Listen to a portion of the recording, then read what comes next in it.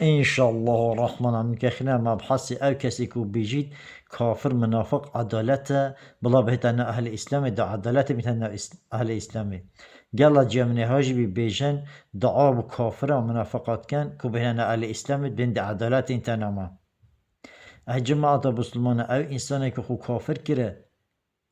ایمان خدای قاصد خدای پیغمبر خدای کتاب خدای نه اینید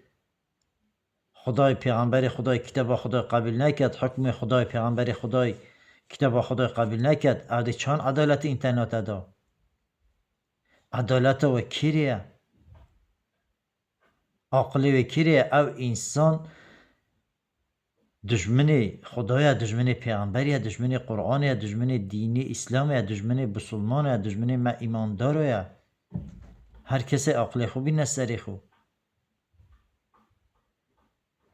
خصوصا او جوی امریکا که دجاله دونه کنه که ترامپ دجاله که ملعینه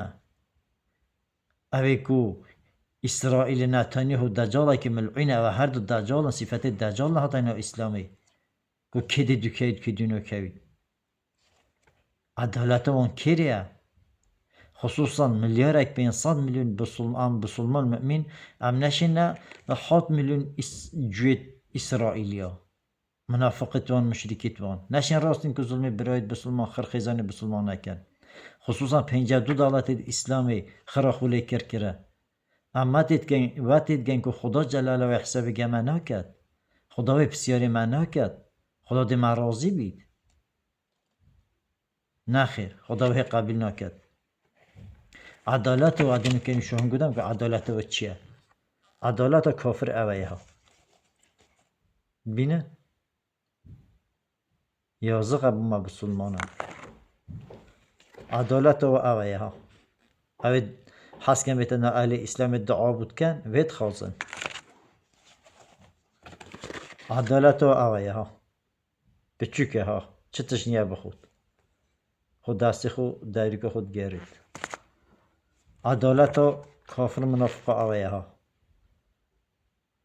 بابی بو خرخیزان خود چوه رزقه فانگو سر ده نه العلاجی بگه دفاع کره